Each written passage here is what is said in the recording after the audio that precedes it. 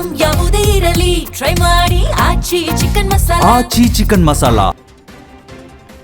ಭಾರತ ನಿಧಾನವಾಗಿ ಕೃತಕ ಬುದ್ಧಿಮತ್ತೆಯ ಜಗತ್ತಿನಲ್ಲಿ ತನ್ನ ಛಾಪನ್ನ ಮೂಡಿಸ್ತಾ ಇದೆ. ಹೆಚ್ಚಾಗಿ ಅಮೆರಿಕ ಮತ್ತು ಚೀನಾದವರು ಪ್ರಾಬಲ್ಯ ಹೊಂದಿದ್ದಾರೆ. ಬೆಂಗಳೂರು ಮೂಲದ ಸ್ಟಾರ್ಟ್ಅಪ್ ಸರ್ವಂ ಎಐ ಈ ಕ್ಷೇತ್ರದಲ್ಲಿ ಒಂದು ಮಾರ್ಗದರ್ಶಕನಾಗಿ ಹೊರಹೊಮ್ಮುತ್ತಾ ಇದೆ. ಇದು ಭಾರತದ ಒಳಗೆ ಮೂಲಭೂತ ಎಐ ಮಾದರಿಗಳನ್ನು ಅಭಿವೃದ್ಧಿಪಡಿಸ್ತಾ ಇದೆ. ಸರ್ವಂ ಎಐ ಎನ್ನುವ ಕಂಪನಿ ಇವತ್ತು ಗೂಗಲ್ ಜೆಮಿನಿ ಮತ್ತು ಚಾಟ್ ಜಿಪಿಟಿಯಂತಹ ದೈತ್ಯ ಎಐ ಮಾಡೆಲ್ಗಳನ್ನು ಕೆಲವು ಪ್ರಮುಖ ಬೆಂಚ್ ಮಾರ್ಕ್ಗಳಲ್ಲಿ ಹಿಂದಿಕ್ಕಿದೆ.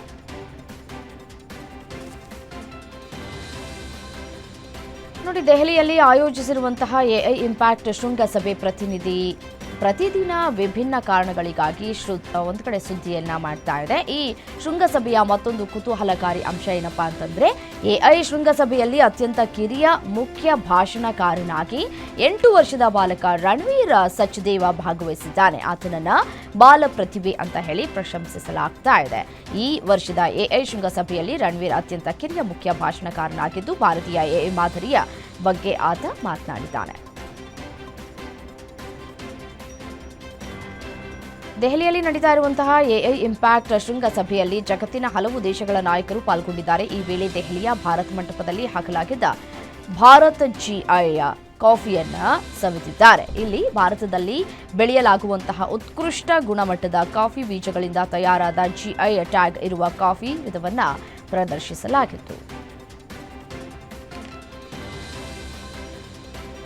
ಕೇಂದ್ರ ಗೃಹ ಸಚಿವ ಅಮಿತ್ ಶಾ 15 ರಾಜ್ಯಗಳು ಮತ್ತು 2 ಕೇಂದ್ರಾಡಳಿತ ಪ್ರದೇಶಗಳ 1954 ಗಡಿ ಗ್ರಾಮಗಳನ್ನು ಒಳಗೊಂಡ ವೈಬ್ರೆಂಟ್ ವಿಲೇಜಸ್ ಕಾರ್ಯಕ್ರಮದ 2ನೇ ಹಂತಕ್ಕೆ ಚಾಲನೆಯನ್ನ ಇಂದು ನೀಡಲಿದ್ದಾರೆ. ಅಸ್ಸಾಂನಲ್ಲಿ 6,839 ಕೋಟಿ ರೂಪಾಯಿ ಹೂಡಿಕೆಯೊಂದಿಗೆ 2ನೇ ಹಂತದ ವೈಬ್ರೆಂಟ್ ವಿಲೇಜಸ್ ಕಾರ್ಯಕ್ರಮಕ್ಕೆ ಅಮಿತ್ ಶಾ ಚಾಲನೆಯನ್ನ ನೀಡಲಿದ್ದಾರೆ. ರಾಜಕೀಯ ಪಕ್ಷಗಳು ನೀಡುವ ಉಚಿತ ಗ್ಯಾರಂಟಿಗಳು ಆರ್ಥಿಕ ಅಭಿವೃದ್ಧಿಗೆ ಅಡ್ಡಿಯಾಗುತ್ತವೆ ಅಂತ ಸುಪ್ರೀಂ ಕೋರ್ಟ್ ಅಭಿಪ್ರಾಯಪಟ್ಟಿದೆ. ರಾಜ್ಯಗಳು ವಿತರಿಸುತ್ತಾ ಇರುವಂತಹ ಉಚಿತ ಕೊಡುಗೆಗಳ ಬಗ್ಗೆ ಸುಪ್ರೀಂ ತೀವ್ರ ಅಸಮಾಧಾನವನ್ನು ವ್ಯಕ್ತಪಡಿಸಿದೆ. ಸಾಮಾನ್ಯವಾಗಿ ಈಗ ಎಲ್ಲಾ ರಾಜ್ಯಗಳಲ್ಲೂ ಚುನಾವಣೆ ಸಂದರ್ಭದಲ್ಲಿ ಗ್ಯಾರಂಟಿ ಘೋಷಣೆಗಳನ್ನು ಮಾಡಲಾಗ್ತಾ ಇದೆ.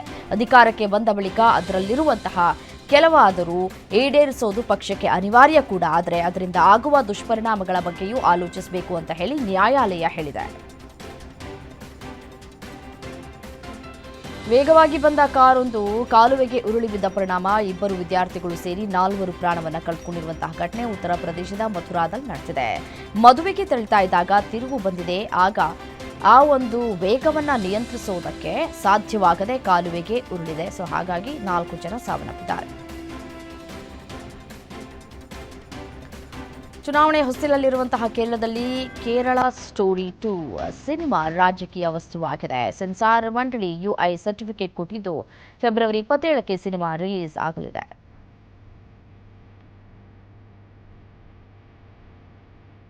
ಪಾಕಿಸ್ತಾನದ ಕರಾಚಿಯಲ್ಲಿ ಭಾರೀ ಸ್ಫೋಟ ಸಂಭವಿಸಿದ್ದು ಮಕ್ಕಳು ಸೇರಿ 16 ಮಂದಿ ಪ್ರಾಣವನ್ನು ಕಳೆದುಕೊಂಡಿದ್ದಾರೆ. ವಸತಿ ಕಟ್ಟಡವೊಂದರಲ್ಲಿ ಅನಿಲ ಸೋರಿಕೆಯಿಂದಾಗಿ ಸಂಭವಿಸಿದಂತಹ ಪ್ರಬಲ ಸ್ಫೋಟದಲ್ಲಿ 14 ಮಂದಿ ಗಾಯಗೊಂಡಿದ್ದಾರೆ. ಓಲ್ಡ್ ಸೋಲ್ಜರ್ ಬಜಾರ್ ಪ್ರದೇಶದ ಕಟ್ಟಡದ ಮೊದಲ ಮಹಡಿಯಲ್ಲಿ ಸ್ಫೋಟ ಸಂಭವಿಸಿದೆ.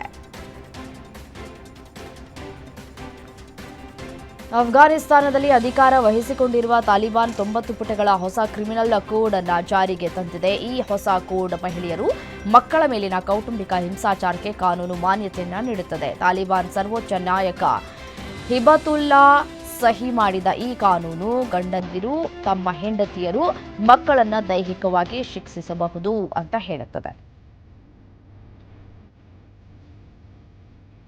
ಇರಾನ್ ಮೇಲಿನ ದಾಳಿಗೆ ಅಮೆರಿಕದ ಮಿಲಿಟರಿ ಸಿದ್ಧತೆಗಳು ಪೂರ್ಣಗೊಂಡಿವೆ ಎನ್ನುವ ಮಾಹಿತಿ ಲಭ್ಯವಾಗಿದೆ. ಮಧ್ಯಪ್ರಾಚ್ಯದಲ್ಲಿ ಅಮೆರಿಕದ ಯುದ್ಧ ನೌಕೆಗಳು, ಯುದ್ಧ ವಿಮಾನಗಳು, ಇಂಧನ ತುಂಬುವ ವಿಮಾನಗಳು ಇರಾನ್ ವಿರುದ್ಧದ ಯುದ್ಧಕ್ಕೆ ಸಿದ್ಧವಾಗಿವೆ ಅಂತ ಹೇಳಿ ಮಾಹಿತಿ ಲಭ್ಯವಾಗ್ತಾ ಇದೆ. ಲೈಂಗಿಕ ಅಪರಾಧಿ ಜೆಫ್ರಿ ಎಪ್ಸ್ಟೀನ್ ಪ್ರಕರಣಕ್ಕೆ ಸಂಬಂಧಪಟ್ಟಂತೆ ಬ್ರಿಟನ್ನ ಮಾಜಿ ರಾಜಕುಮಾರ ಆಂಡ್ರ್ಯೂ ಮೌಂಟ್ ಬ್ಯಾಟನ್ ವಿಂಡ್ಸರ್ ಅವರನ್ನು ಇಂಗ್ಲೆಂಡ್ ಪೊಲೀಸರು ಬಂಧಿಸಿದ್ದಾರೆ. ಸಾರ್ವಜನಿಕ ಕಚೇರಿಯಲ್ಲಿ ದುಷ್ಕೃತ್ಯದ ಶಂಕೆಯ ಮೇಲೆ ರಾಜ ಚಾರ್ಲ್ಸ್ ಅವರ ಸಹೋದರರಾಗಿರುವಂತಹ ಆಂಡ್ರ್ಯೂ ಮೌಂಟ್ ಬ್ಯಾಟನ್ ವಿಂಡ್ಸರ್ ಅವರನ್ನು ಬಂಧನ ಮಾಡಲಾಗಿದೆ.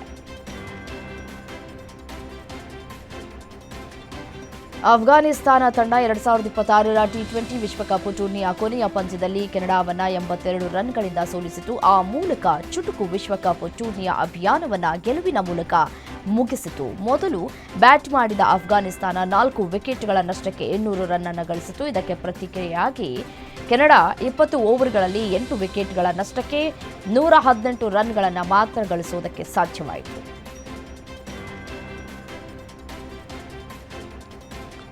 ಸಿಕಂದರ್ ರಾಜಾ ಹಾಗೆ ಬ್ರಿಯಾನ್ ಬೆನೆಟ್ ಅವರ ಬ್ಯಾಟಿಂಗ್ ಬಲದಿಂದ ಜಿಂಬಾಬ್ವೆ ತಂಡ ಎದುರಾಳಿ ಶ್ರೀಲಂಕಾವನ್ನ ಕೊನೆಯ ಲೀಗ್ ಪಂದ್ಯದಲ್ಲಿ 6 ವಿಕೆಟ್ಗಳಿಂದ ಮಣಿಸಿ 2026ರ ಐಸಿಸಿ ಟಿ20 ವಿಶ್ವಕಪ್ ಟೂರ್ನಿಯ ಸೂಪರ್ 8ಕ್ಕೆ ವಿಶ್ವಾಸವನ್ನು ಹೆಚ್ಚಿಸಿಕೊಂಡಿದೆ.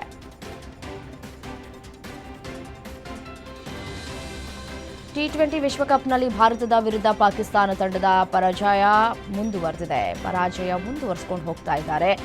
ನಮೀಬಿಯಾ ವಿರುದ್ಧದ ಪಂದ್ಯದ ಬಳಿಕ ಮಾತನಾಡಿದಂತಹ ಶಾದಾಬ್ ಖಾನ್, ನೀವು ಶ್ರೇಷ್ಠ ಆಟಗಾರರೇ ಇರಬಹುದು, ಆದರೆ ನಿಮ್ಮ ಕಾಲದಲ್ಲಿ ವಿಶ್ವಕಪ್ನಲ್ಲಿ ಭಾರತವನ್ನು ಸೋಲಿಸೋದಕ್ಕೆ ಸಾಧ್ಯವಾಗಿರಲಿಲ್ಲ ಎಂಬುದು ನೆನಪಿರಲಿ. ಆದರೆ ನಾವು ಭಾರತ ತಂಡವನ್ನು ಸೋಲಿಸಿದ್ದೇವೆ, ಈ ವಿಷಯ ಕೂಡ ನಿಮಗೆ ನೆನಪಿನಲ್ಲಿ ಇರಬೇಕು ಎಂದಿದ್ದಾರೆ. ಟೀಂ ಇಂಡಿಯಾದ ಆಲ್ರೌಂಡರ್ ಹಾರ್ದಿಕ್ ಪಾಂಡ್ಯ ತಮ್ಮ ಗೆಳತಿ ಮಹಿಕಾ ಶರ್ಮಾ ಅವರ ಹುಟ್ಟುಹಬ್ಬದಂದು ಆತ್ಮೀಯ ಪೋಸ್ಟ್ ಅನ್ನು ಹಂಚಿಕೊಂಡಿದ್ದಾರೆ. ಇನ್ಸ್ಟಾಗ್ರಾಂನಲ್ಲಿ ಇಬ್ಬರ ಫೋಟೋವನ್ನು ಹಂಚಿಕೊಂಡು ಜನ್ಮದಿನದ ಶುಭಾಶಯಗಳು ನನ್ನ ರಾಜಕುಮಾರಿ ಎಂಬ ಸರಳ ಸಂದೇಶದೊಂದಿಗೆ ಶೀರ್ಷಿಕೆಯನ್ನು ನೀಡಿದ್ದಾರೆ. ಸದ್ಯ ಈ ಫೋಟೋ ಭಾರಿ ವೈರಲ್ ಆಗಿದೆ. ಕರುನಾಡ ಚಕ್ರವರ್ತಿ ಶಿವರಾಜ್ ಕುಮಾರ್ ಅವರು ಚಿತ್ರರಂಗಕ್ಕೆ ಪ್ರವೇಶಿಸಿ 40 ವರ್ಷಗಳು ಭರ್ತಿಯಾಗಿವೆ. 1986ರಲ್ಲಿ ಆನಂದ್ ಸಿನಿಮಾದ ಮುಖಾಂತರ ಶಿವಣ್ಣ ಸ್ಯಾಂಡಲ್ವುಡ್ಗೆ ಎಂಟ್ರಿಯನ್ನ ಕೊಟ್ಟಿದ್ರು. ಅಲ್ಲಿಂದ ರಥಸಪ್ತಮಿ, ಮನಮೆಚ್ಚಿದ ಹುಡುಗಿ ಸೇರಿ 3 ಬ್ಯಾಕ್ ಟು ಬ್ಯಾಕ್ ಹಿಟ್ ಸಿನಿಮಾಗಳನ್ನು ಕೊಟ್ಟು ಹ್ಯಾಟ್ರಿಕ್ ಹೀರೋ ಆದರು. ಜೋಗಯ್ಯ ಸಿನಿಮಾ ಮೂಲಕ ಸೆಂಚುರಿ ಸ್ಟಾರ್ ಆದರು. ಇನ್ನು 150 ಸಿನಿಮಾಗಳ ಕಡೆಗೆ ಇವರ ಪಯಣ ಮುನ್ನುಗ್ತಾ ಇದೆ.